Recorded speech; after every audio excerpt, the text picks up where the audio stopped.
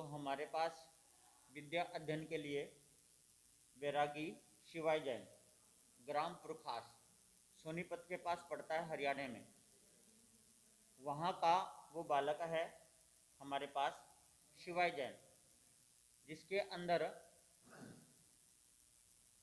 गुरुओं को देख करके, संतों की वाणी सुन करके मन में वैराग्य आया। कुछ समय तक हमारे पास रहने के लिए आया था। उसके बाद उसका भाव बना। फिर हमारे यहाँ पर प्रक्रिया होती है कि ज़बरदस्ती किसी को दीक्षा नहीं दी जाती, स्वेच्छा से दीक्षा ली जाती है। तो उसने अपने माता पिता से आज्ञा ली, उन्होंने शहर से इस चीज़ के लिए हाँ भरी, तब वो हमारे पास आया और हमारे पास रह करके वो विद्या अध्ययन कर रहा है अभी भी। और कुछ चीज़ें ऐसी होती है दीक्षित होने से पहले उनको सिखाया जाता है। जैसे प्रतिक्रमण शब्द होता है। प्रतिक्रमण का मतलब होता है हमने जो कोई भूल की है उसकी क्षमा याचना करना, उसको प्रतिक्रमण कहते हैं हम। वो प्रतिक्रमण याद कराते हैं। 25 बोल होती है जिसके अंदर थोकड़ा बोलते हैं, यानी कि शास्त्रों के गुड रहस्य शब्द, वो चीज़ें याद कराते हैं। कुछ शास्त्र है, उत्तराधीन सूत्र है, 10वें कालिक सूत्र है। ऐसे शास्त्र जैन आगम में जो दीक्षित होने से पहले पढ़ाया जाता है उनको, तो उनको पढ़ाया गया है ये सब चीज़ें, तो उनको आ गया। तो अब जो है सामाजिक तौर पर एक मीटिंग रखी जाती है, सभी भाई बहन वहाँ उपस्थित होते हैं। उनके बीच में ये निर्णय लिया जाता है कि अब दीक्षा का आयोजन करेंगे। इस दीक्षा का आयोजन भी Keshavpuram, Lawrence road, VIP park, GP tent है उसके अंदर, और सार्थवा जैन फाउंडेशन और दीक्षा की समिति सभी मिलकर के इस दीक्षा का आयोजन करने जा रहे हैं। आने वाले 25 तारीख यानी कि दिन रविवार, उस दिन इस दीक्षा का आयोजन बड़े ही भव्य रूप से किया जाएगा, बड़े ही भव्य रूप से, ताकि सभी को ये एक अच्छा संदेश जाए कि ये संयम के मार्ग पर आगे बढ़ रहा है बालक। छोटा सा बालक है, 14 या 15 साल का है, ये छोटा सा बालक है, कम उम्र का बालक है, लेकिन इस मार्ग पर आगे बढ़ रहा है। क्योंकि दीक्षा के लिए कोई उम्र नहीं होती। 8 साल के बाद कभी भी दीक्षा ले सकते हैं, बशर्ते उसके अंदर ये समझ होनी चाहिए कि दीक्षा क्या चीज़ है। बस उसके अंदर ये समझ आ जाए, फिर वो उम्र का कोई तगाजा नहीं। क्योंकि यहाँ पर यौन शोषण नहीं होता, यहाँ पर केवल संयम की आराधना होती है, धर्म की प्रतिपालना होती है। तो धर्म की प्रतिपालना के लिए कोई उम्र नहीं होती। ये बहुत बड़ा एक मिशन है, इस संयम की आराधना करना, है ना। सत्य, अहिंसा, अहिंसा, सत्य, ऐश्वर्य, ब्रह्मचर्य और परिग्रह, ये 5 तत्व ऐसे होते हैं जिनका पूर्ण तरीके से पालन करना होता है।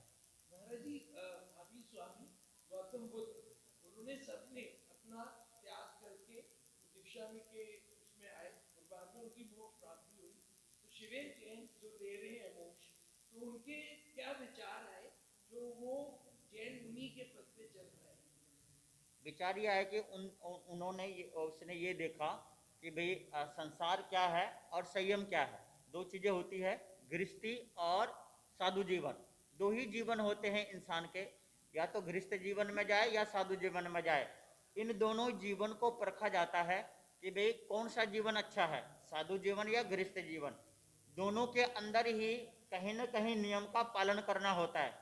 गृहस्थ जीवन भी आसान नहीं है और साधु जीवन भी आसान नहीं है। दोनों को जीवन को समझ करके कौन सा जीवन जीना है यह दबाव नहीं डाला जाता। तो उस बच्चे के मन में आया कि मुझे गृहस्थ जीवन जीना है और ये गृहस्थ साधु जीवन जीना है।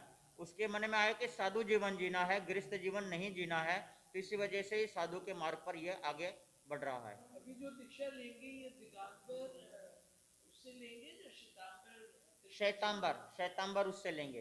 तो श्वेतांबर में जब लेंगे तो उनका पहला जो आप लोग परीक्षा लेंगे, उसका कितना समय में कब परीक्षा लेंगे और उनको क्या क्या अध्ययन करना होगा? दीक्षा के लिए उनकी परीक्षा हो चुकी है और दीक्षा के लिए अध्ययन हो चुका है, और साधु जीवन में अध्ययन तो जीवन भर चलता है। और फिर वो अभी पहले जब इधर से दीक्षा का कार्यक्रम हो जाएगा तो उसके बाद कहाँ पे, वो किस स्थान पे विराजमान होंगे? वो अपने गुरु के साथ साथ विचरण करेंगे जगह जगह। तो उनके गुरु जी का थोड़ा सा परिचय दे दीजिए। हाँ, मेरा नाम शिवेंद्र मुनि, गुरुदेव श्री प्रेम सुख जी महाराज साहब के पौत्र शिष्य शिवेंद्र मुनि मेरा नाम है। और मुझे दीक्षित हुए यहाँ पर लगभग 28 साल हो चुके हैं। 1998 में मेरी दीक्षा हुई थी गुड़गांव के अंदर। तो तभी से इस धर्म के मार्ग पर हम चल रहे हैं और हमारा ही शिष्य वो शिवाय बनेगा। जैन में श्वेतांबर पंथ में मैंने देखा है, मैं जाता हूँ तो उसमें ज़्यादा टफ है। जैसे अभी आपके आने से पहले हम लोग को जानकारी दी जा रही थी कि अब ये मोबाइल या इनको अगर कहीं भी जाना है तो वो भी सब पैदल जाना है, नंगे पैर जाना है और कोई वाहन का इस्तेमाल नहीं करेंगे। तो क्या क्या जो परिश्रम करेंगे थोड़ा सा बता देंगे। देखिए, एक तो सबसे पहली बात ये अपने मन से निकालना होगा कि जैन धर्म कठिन है।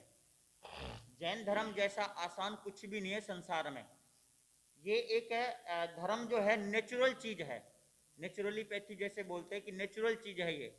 कि जैसे पहले के समय में हम नंगे पांव चलते थे, सभी चलते थे, और इसको जैन धर्म में नियम बना दिया। बात वही है, पहले सभी नंगे पांव ही चलते थे। आप सब जितने हैं, आप पुरानी जिंदगी को याद करें, आपके दादा परदादा जिनके पास जूते और चप्पल नहीं होते थे, सब नंगे पांव चलते थे, जिससे मिट्टी से जुड़ी होते थे, वो मिट्टी से जुड़े हुए होते थे। और नंगे पांव चलने से जीवों की हत्या नहीं होती। ये नेचुरल चीज है कि प्रकृति की सुरक्षा करना, पैदल चल करके प्रकृति की सुरक्षा करना, धरती से जुड़े रहना और जीवों की रक्षा करना, ये एक नेचुरल चीज है।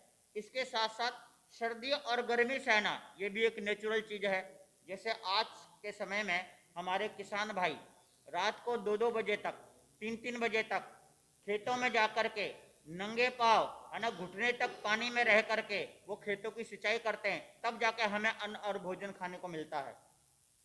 तो ये नेचुरल चीज है। ये कोई कठिनाई चीज नहीं है कि हम ये कह रहे हैं कि ये कितना कठिन है, किसका पालन कैसे करेंगे। ये नेचर है हमारा, और नेचर को जो नेचर से प्रेम करता है, नेचर को जो स्वीकार कर लिया, उसके लिए ये धर्म बहुत ही आसान है, क्योंकि ये नेचुरल चीज है। जैसे रात्रि को भोजन यहाँ पर नहीं खाया जाता, तो आप याद करो, आज से 70-80 साल पहले कि गांव में ऐसा होता था कि 6 बजे खाना बन जाता था और 7 बजे खाना खा के सो भी जाते थे। जैन धर्म में इसको नियम बना लिया, इसलिए थोड़ा सा अलग थलग कर दिया गया, अन्यथा ये मानवता का धर्म है। जैन धर्म कोई संप्रदाय नहीं है। जैन धर्म नेचुरल चीज है, नेचर से जुड़ी हुई चीज है। छान के पानी पीना, आप महाभारत, जिन्होंने वेद व्यास जी ने लिखा है महाभारत को, उसके अंदर एक शांति पर्व पाठ है, आप उसे उठा करके देखो। उस समय युधिष्ठिर जी ने ये पूछा था वेद व्यास जी से कि गुरुदेव पानी को कैसे पीना चाहिए, तो उन्होंने उसमें जवाब दे रखा है कि 8 तय करके कपड़े को फिर पानी को छाना जाए और उस कपड़े को दोबारा से पानी में डुबो दिया जाए और निकाल के बाहर रख दिया जाए, ताकि वो जीव जो उसमें रह गया है दोबारा से पानी में चला जाए और वो शुद्ध पानी को पीना। ये नेचुरल है। आज आप लोग मिनरल वाटर पीते हैं, बोतल का पानी पीते हैं, तो उसमें से भी तो शुद्ध पानी आता है। उसमें रखा क्या है, उसमें रेत है, उसमें पत्थर है, छन करके आता है, उस पानी को आप पीते हो। नेचुरल है ये चीजें। तो जो भी है, दिन से खाना खाना, यहाँ पर दिन से खाना खाने की बातें दी है। तो आज डॉक्टर लोग भी कहते हैं कि अगर आपको स्वस्थ रहना है तो सोने से 3 घंटा या 4 घंटे पहले खाना खाओ, और जैन धर्म इसी चीज को कह दिया, दिन से खाना खाओ। ये कठिनाई नहीं है, ये आपको मैं बोल रहा हूँ कि मानवता का धर्म है और नेचुरल चीज है। जी, जो अभी आप लोग मुंह पट्टी लगाए हुए हैं, तो उसका भी क्या सिग्निफिकेंस, क्या क्यों लगाए हुए हैं? बिल्कुल है कि आज के समय में आप देख लिए कि डॉक्टर लोग भी मास्क लगाते हैं, है ना।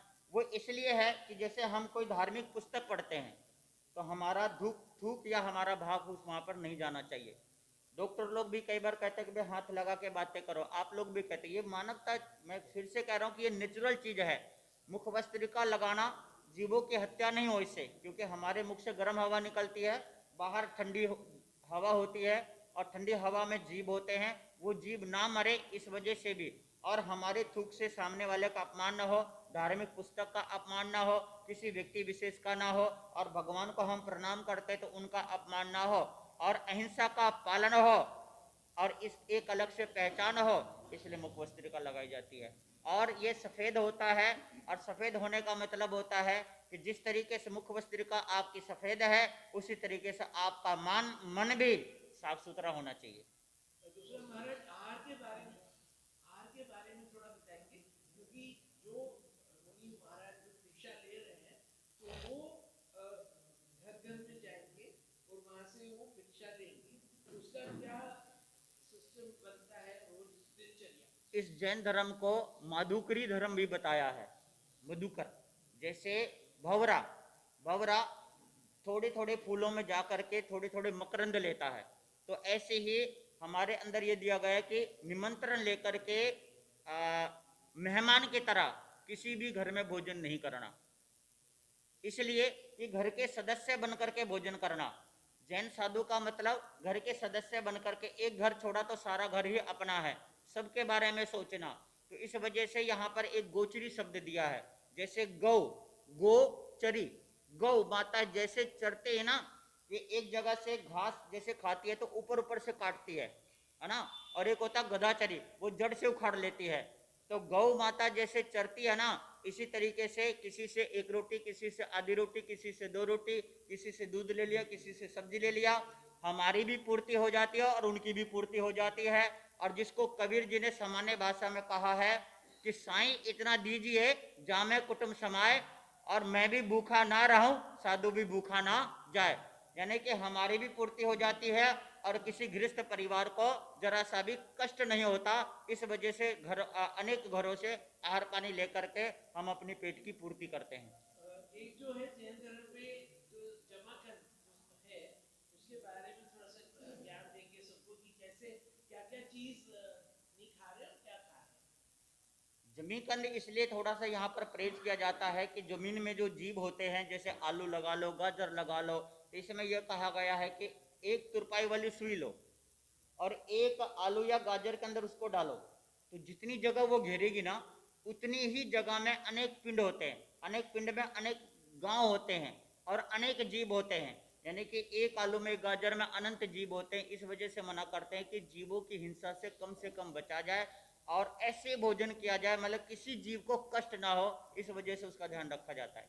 जैन धर्म में पद्म पुराण का थोड़ा सा महत्व बताएंगे। पद्म पुराण में कौन से ग्रंथ हैं जो आप लोग नित्य पढ़ते हैं, जो आप लोग सुबह से? 32 आगम है, सामने वो लिखा हुआ है, 32 आगम है, आप देख सकते हैं, वो सामने बिल्कुल सामने 32 आगम लिखा हुआ है।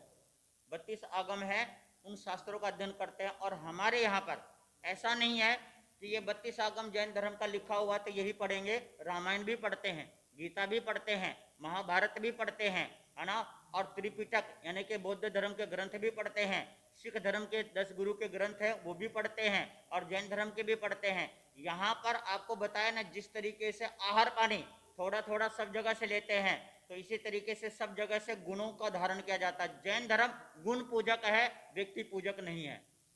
कलयुग के अंदर में इस समय का जो दौर है और सारे संसार के अंदर में सभी चीज, इन सब चीजों को कोई लोग मानते हैं, कोई लोग नहीं मानते हैं, लेकिन आज के जो समय है और जो आज के लोग इस समय आ रहे हैं, जो बच्चे आ रहे हैं, आपको लगता है कि कलयुग के अंदर में इन सब चीजों की धारणाएं अगर दी जाएगी तो वो क्या आप अपनाएंगे?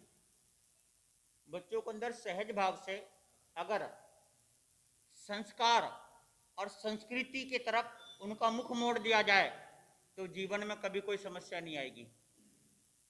सीधा सीधा जवाब है इसका। सभी महापुरुषों का नाम लिया जाता है, तो ये मान के चलें कि एक समावेश है जैन धर्म महापुरुष। जैन धर्म में सभी का नाम लिया जाता है। यहाँ पर राम की भी कथा सुनाई जाती है और कृष्ण की भी कथा सुनाई जाती है और महावीर की भी कथा सुनाई जाती है, बुद्ध की भी सुनाई जाती है, कोई संत महात्मा है उनकी भी सुनाई जाती है। यहाँ पर बताया है कि वे जहाँ से भी गुण मिले उसे ग्रहण कर लो और साथ में किसी से भी घृणा नहीं करना, सबसे प्रेम करना। यहाँ पर प्रेम करना सिखाते हैं और सभी प्राणी से प्रेम किया जाता है। हम लोग चाहेंगे कि जैन धर्म में जो महिला है, जो साध्वी का बनती है, थोड़ा सा उसके बारे में भी लोगों को नहीं, जिस तरीके से साधु का जीवन होता है इसी तरीके से साध्वी का जीवन होता है। जैसे आप सभी भाई और बहन हैं, इसी तरीके से हम साधु और साध्वी हैं। और दोनों का जीवन एक जैसा होता है, एक जैसा नियम होता है और एक ही तरह से भोजन पानी सब कुछ एक तरीके जैसा होता है। नमोकार मंत्र का अर्थ थोड़ा बताएंगे हमारे? बिल्कुल। नमोकार मंत्र में 5 पद है। नमो अरिहंतानम। अरिहंतानम का मतलब होता है, नमो का मतलब नमस्कार करना, अरि का मतलब होता है शत्रु, हंतानम का होता है मारने वाला। जिन्होंने अपने अंदर के शत्रुओं को नष्ट कर दिया, उस भगवान को मेरा नमस्कार हो। यहाँ पर व्यक्ति नहीं है, यहाँ पर गुण है केवल, कि जिन्होंने अपने अंदर क्रोध, मान, माया, लोभ, राग और द्वेष को नष्ट कर दिया, उस परमात्मा को नमस्कार है। और उस परमात्मा में चाहे ब्रह्मा हो, चाहे विष्णु हो, चाहे महेश हो, चाहे राम हो, चाहे कृष्ण हो, चाहे महावीर हो, कोई भी हो, जिसके अंदर ये गुण है, उस गुण को मेरा क्या है, नमस्कार है। नमो सिद्धाना, जिन्होंने अष्ट कर्मों को नष्ट करके मोक्ष में विराजमान हो गए, यानी कि वैकुंठ धाम पर विराजमान हो गए, उस भगवान को मेरा नमस्कार हो। नमो आर्यानम, पीले रंग का है नमो आर्यानम, तो आचार्य भगवंत है, जो आचरण का पालन खुद करते हैं और आचरण का पालन ही करवाते हैं, ऐसे आचार्यों को मेरा नमस्कार हो। उपाध्याय, जो सभी धर्मों का ज्ञान रखते हैं, खुद भी ज्ञान रखते हैं, दूसरों को ज्ञान देते हैं, उन उपाध्याय को मेरा नमस्कार हो। नमो लोहे सबेशानम, लोहे का मतलब लोक होता है, साहु नाम का मतलब सब होता है, और सब का मतलब सभी होते हैं, यानी कि लोक में जितने भी साधु है उन सबको मेरा नमस्कार हो। साधु कौन? जर जोरू जमीन का त्यागी, उन साधुओं को मेरा नमस्कार हो। ये पंच परमेष्टि नमोकार मंत्र है। बिल्कुल। मेरा नाम विरागी शिवाई जैन है। मैं गुरुदेव श्री शिवेंद्र मुनि जी महाराज साहब का शिष्य हूँ। मेरा गांव पुरखास है। पुरखास गांव एक ऐसा गांव है जहाँ से बाल ब्रह्मचारी गुरुदेव स्वामी श्री भागमल जी महाराज साहब, महाखड्डर धारणी स्वामी श्री मथुरा देवी जी महाराज साहब का वहाँ से जन्म हुआ और उन्होंने दीक्षा को अंगीकार किया। उन्हीं के शिष्याएँ और शिष्याएँ वहाँ पर समय समय पर आते जाते रहते हैं, धर्म का प्रचार करते रहते हैं। उन्हीं से मेरे को प्रेरणा मिली। इसी गति में चलते हुए सन 2024 का चातुर्मास पूज्य गुरुदेव श्री शिवेंद्र मुनि जी महाराज साहब का वहाँ पर हुआ। उस चातुर्मास में मेरे को काफ़ी प्रेरणा मिली और मेरा वैराग्य जाग गया। मैंने वहीं से दीक्षा लेने की अपने मन में ठान ली। क्या इसमें सहमति भी लेनी पड़ती है परिवार की? जी हाँ जी, परिवार की सहमति के लिए लेनी पड़ती है और परिवार की सहमति हो चुकी है। 14 साल की आयु जो जिस तरीके से आपकी है, उस आयु के अंदर में खेलने और कूदने की है, और आप जो है एक सत्य मार्ग पर चल रहे हैं। जी, क्या प्रेरणा क्या देना? प्रेरणा यही देना चाहूँगा कि आज का जो युग है, बच्चे को अगर जो छोटा बच्चा है, छोटेपन से ही उसको अगर अच्छे संस्कार दिए जाएं तो बड़ा होकर के वैसा ही करता है। यही मेरी प्रेरणा देना जिस चाहूँगा। समय आपने इच्छा जाहिर करी अपने माता पिता के सामने कि मैं वैराग्य जीवन में जाना चाहता हूँ, तो उनकी क्या प्रतिक्रिया थी? पहले तो उन्होंने रोका, फिर उसके बाद पेरेंट्स की आपकी क्या प्रतिक्रिया रही? क्या उन्होंने पहली बार क्या रिएक्शन था क्या उनका? भाव थे? पहले तो सबसे पहले परिवार ने रोका, मना किया कि इतनी छोटी उम्र है, संयम को अंगीकार नहीं कर पाओगे, बहुत ज़्यादा कष्ट हैं, ये है वो है, ऐसा करके उन्होंने बहुत कई उदाहरण गलत भी दिए, नेगेटिव उदाहरण भी दिए, लेकिन नेगेटिव की जगह मैंने उनके अंदर पॉजिटिविटी भरी और उन्होंने आज्ञा प्रदान कर दी। अपनी शिक्षा के बारे में थोड़ा बताएंगे, आपने अभी तक कोई क्या शिक्षा हासिल की? मैं 8th क्लास तक model Sanskriti senior secondary school Banaur Sonipat Haryana से पढ़ा हूँ। आपके जो प्रिंसिपल अध्यापक हैं और जो आपके टीचर्स हैं, जी जी गुरु आपके जी इस जन्म के, हाँ। तो उनसे आपकी अभी मीटिंग हुई, तो क्या उन्होंने आपको कुछ दिया ज्ञान? उनसे मेरी कोई मीटिंग नहीं हुई। करेंगे फ्यूचर में? करना चाहूँगा। गुरुजनों से प्रेरणा तो मिली, जी, लेकिन क्या इतनी सी उम्र में समाज में कहीं ऐसा देखते थे कि विकृत, बेकार, बुरा, जिसे खींच करके कि इस सबको छोड़ करके मैं इस जीवन में जाना चाहूँगा? गलत मार्ग पर चलने की आजकल मैं देख रहा हूँ कि मतलब हर छोटा बड़ा बच्चा गलत मार्ग पर चल रहा है, अपने माता पिता को उल्टा बोल रहा है, गलत बोल रहा है ना, और मोबाइल का गलत उपयोग कर रहा है। तो उन सभी को प्रेरणा देने के लिए मेरे मन में आया और मैंने ये संयम पथ को अंगीकार करने का सोचा।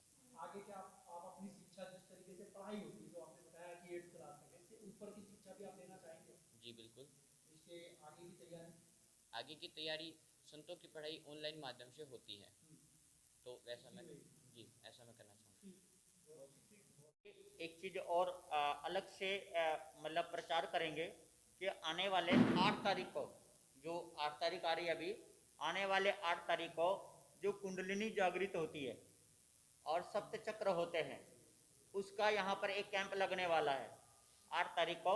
उसके लिए फॉर्म भी भरे जा रहे हैं और 8 तारीख को सुबह 8 बजे से लेकर 9 बजे तक ये कैंप रहेगा, जिसमें ये सप्त चक्र सिखाया जाएगा कि किस तरीके से जागृत करना है, स्वस्थ कैसे रह सकते हैं, अहिंसा सत्य अहिंसा का पालन कैसे कर सकते हैं। और इसी के तहत युवा पीढ़ी को जोड़ा जाएगा और युवा पीढ़ी को यही प्रेरणा मिलेगी कि भाई किस तरीके से जीवन को जीना चाहिए, किस तरीके से जीवन को ढालना चाहिए, किस तरीके से हम सफलता प्राप्त करेंगे। तो यहाँ पर 3D की एक मिशन चला रहे हैं हम कि जिसमें धरती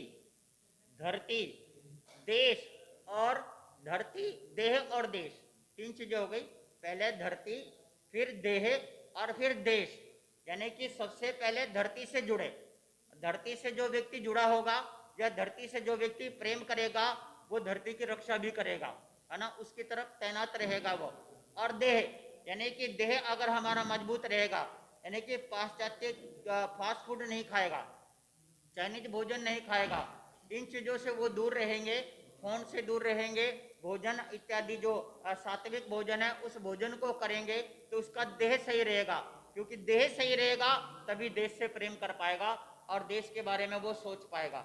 यही नई पीढ़ी के लिए संदेश है कि 8 तारीख से आए यहाँ पर और यहाँ कैंप लगेगा और उस कैंप का सभी जने लाभ लें।